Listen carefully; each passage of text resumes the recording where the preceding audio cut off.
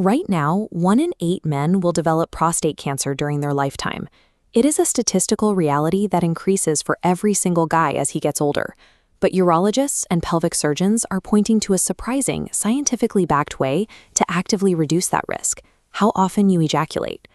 Researchers have identified a highly specific mathematical threshold, an exact number of times per month, that drastically alters a man's probability of developing the disease. To understand why, we have to look at what the prostate actually does. It is a walnut-sized gland tucked right underneath the bladder, wrapping around the urethra. Its main job is to produce the prostatic fluid that nourishes and protects sperm. It functions as a factory that is constantly producing this fluid, day and night.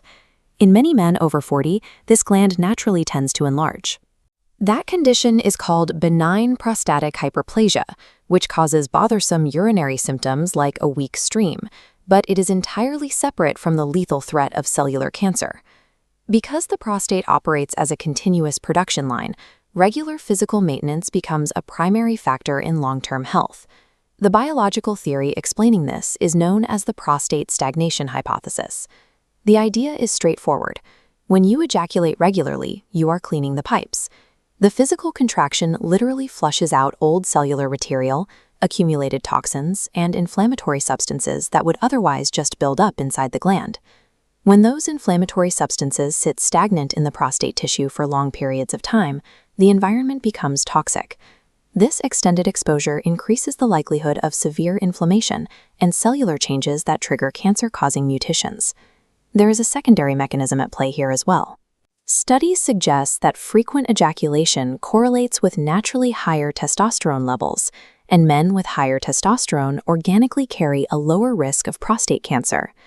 The prostate acts as a biological filter for the male reproductive system, and like any filter, allowing debris to stagnate converts a healthy, functioning system into a toxic hazard. To see exactly how this biological theory translates into real-world epidemiology, we can look at a landmark study published in European Urology that tracked over 30,000 men across 2 decades.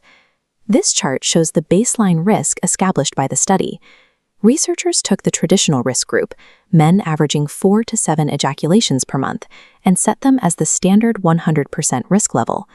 The data revealed a clear reward for high frequency. Men who hit 21 or more ejaculations per month saw an approximately 20% reduction in their risk of developing prostate cancer compared to that baseline. While high frequency offers a reward, a more recent comparative study conducted in southern Spain investigated the exact statistical penalties of infrequent ejaculation. Researchers interviewed hundreds of men with and without prostate cancer. For this dataset, the healthy baseline was defined as men maintaining 5 or more ejaculations a month. This line graph illustrates the escalating danger. Starting flat at the healthy 5+ baseline, the risk spikes upwards sharply by 64% for men whose frequency drops to exactly 4 times a month. The penalty gets steeper from there. Men dropping into the 0 to 3 times a month category face a risk that climbs to a severe 138% higher than the baseline. And for men who reported never ejaculating, the line shoots off the top of the chart, carrying a staggering 271% higher risk of prostate cancer. The researchers also noted that low ejaculation frequency is specifically linked to much more aggressive and advanced forms of the disease. The numbers leave little room for ambiguity. Ejaculation frequency provides a measurable biological variable that directly impacts oncological prevention. Before you start marking your calendars to hit a quota, it is critical to state that ejaculation is not a standalone magic shield against cancer.